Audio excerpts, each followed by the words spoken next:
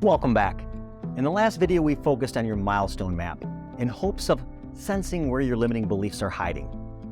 Are they part of your self-identity? Are they hiding among the milestone behaviors you'll need to accomplish? Or are they embedded into the goal itself? Now, I'm hoping the previous video uncovered a sensitive location where we can start our digging. To help you even more, I'd like to present two very useful filters you can now use to run your previous findings through in order to find these buggers. Now, the first I'll call the category method, and the second I call the interrogating onion method. Now, the easiest way to explain these is through demonstration. And let's start with the category method. Let's presume there are about 4 categories our limiting beliefs find themselves in. What you want to do is look over your previous worksheet, and wherever you marked a discomfort score of 3 or above, as well as whichever milestone you outlined, see if the reason for the discomfort stems from one of these categories. Let's start with fear. And this category is just as it sounds. There's a fear, either physical in nature or social, psychological. Now, for instance, maybe your goal is to travel the world, but you have literal fears of danger. Or maybe you want to quit your job, pack up your belongings, and move to Hawaii, but you have fears you won't be able to support yourself once there. Or that in doing this, you may burn some professional bridges or might be considered unstable by those in your social circle. The gist of this category is the milestone or goal itself actually causes emotional fear, even if it's just a little bit. If this is the case, we at least know your limiting belief considers this milestone or goal as risky. It's triggering this programming strategy to safeguard rule number 1. Whatever the final limiting belief turns out to be, will need to, in some way, increase certainty to your self-preservation. Now, the next category is values. And again, values are beliefs that tell us the best way to live, the proper way, the right way. They focus on what is or should be important in life, how one should best interact and treat other people, other life forms, and the environment. Essentially, how to be a good person. Now, values are directly linked with both our priorities and self-identity. So, let's say William has the dream of becoming a millionaire. You know, that's in the more material abundance category. But in order to become a millionaire, he will have to spend a lot more time away from his friends and family earning this money. However, relationships is one of William's core values. He truly believes that people are much more important than money. So, for William to pursue his goal at the expense of his family goes against his programming. This is not good. Trigger alert, self-preservation is threatened. Social and psychological danger is just around the corner. And here's the thing. I never advise anyone to go against their values, especially not in direct opposition to them. To overcome a self-preservation obstacle like this example, there are only 2 strategies that allow someone to both have their cake and eat it too.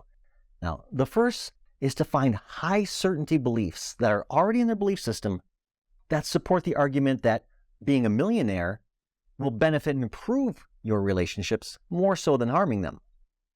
Remember, certainty is your superpower. And the second way is to realize that you may have simply made a faulty conclusion. Now, generally, we can't see our own faulty conclusions, even though people point them out to us all the time. All individuals possess faulty beliefs, and yet we still believe them. Here are 2 quick examples to explain this category better.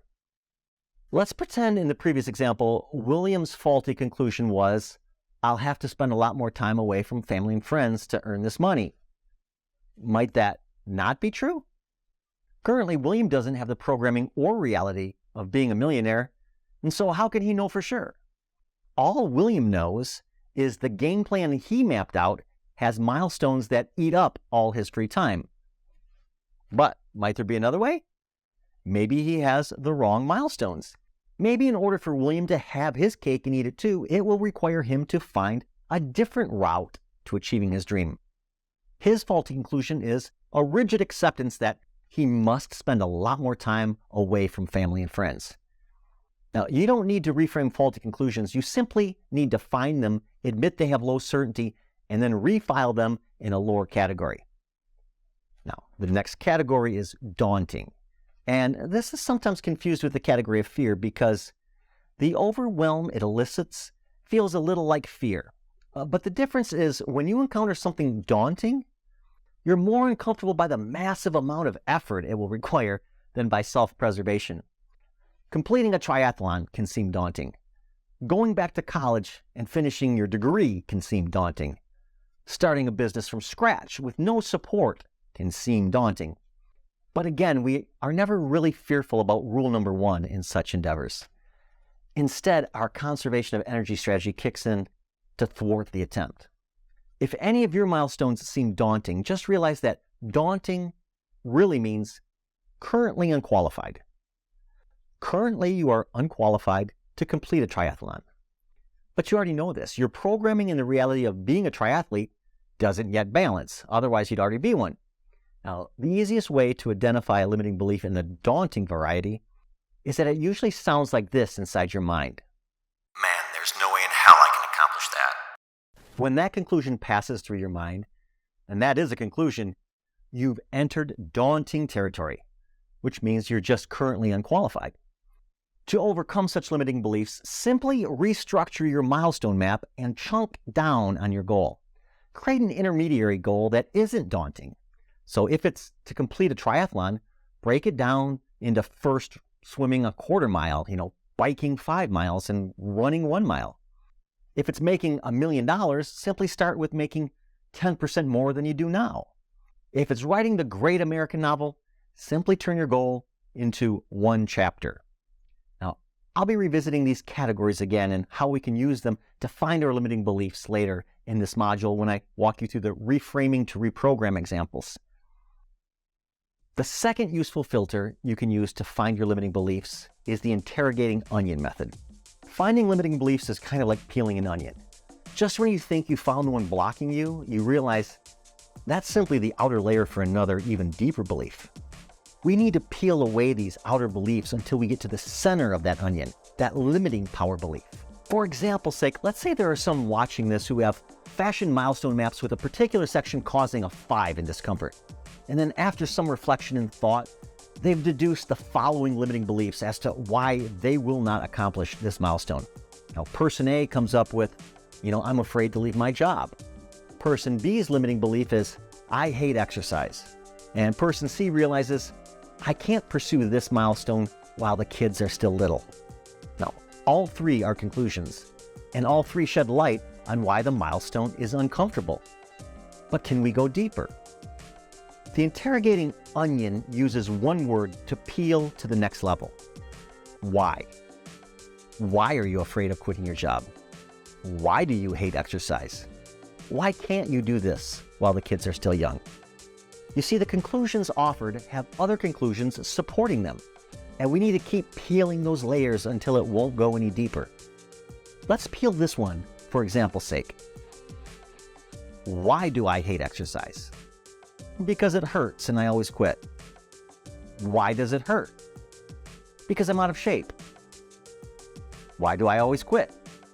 Because it hurts. At least now we're on a single track. Why are you out of shape? Because I always quit. Why do you always quit? Because it hurts. So now we have come to the heart of the matter, pain. This milestone presents literal discomfort. It's basically telling this person they must go through this reality, a reality of unbearable physical pain in order to eventually accomplish their goal. Now, what do you think of the odds of that happening are? Do you think rule number 1 seeks pain or avoids pain? Now, although we could try some silly 1980s no pain, no gain mantra stuff, I would simply encourage the person to consider that they may have constructed this milestone with a faulty conclusion. There are definitely exercises that do not cause pain. For the average person, walking, swimming, and beginner's yoga would qualify. Now, it seems obvious this person has a belief that exercise equals pain, and this conclusion probably has the certainty level of fact for them. What do we do at this point? Well, 2 suggestions for this person would be, first, is there another way to get to your goal without this specific milestone? Now, if the end goal is losing weight, then yes, there is. Diet can help get them there. But if the end goal is, let's say, to complete a triathlon, then no, exercise will definitely be required. Now, in such a case as that, my advice would be to restructure the milestone map and chunk down so the dream is less daunting and won't require painful exercise. They've already revealed a belief that they experience pain only because they are out of shape to begin with. They simply need to find a way to get into shape slowly, without pain. So when they eventually intensify their exercise routine, some underlying physical conditioning will already be in place to handle it. Yes, accomplishing their final goal may take them longer, but they'll stand a much better chance of actually accomplishing it if one of their major milestones doesn't scream to their subconscious mind, "Threat to rule number 1." So here's what I want you to take away from this video. Number 1, our limiting beliefs are hidden within our subconscious programming and need to be discovered using our active mind. Number 2, completing our milestone map helps to geo-target where these limiting beliefs are possibly hiding. Number 3, once we hone in on a particular area of the map, we can then use 2 more filters to identify the nature of the limiting belief. Now, the first filter is by identifying its category, and the second is by the interrogating onion method. Once you find a limiting belief, keep asking why. Why do you have that particular conclusion? Why, until you drill down to the heart of the matter. And this may be deep. You may have to ask why 10 times before you start seeing a pattern and figure out what's really at play. But this is brilliant self-awareness, and it reveals a limiting belief that for some reason was programmed inside of us to protect us. Now, after that, all that remains is to determine how to introduce certainty into our belief system to create cooperation between our active mind and our subconscious mind. Now, that's it for now. I will see you in the next video.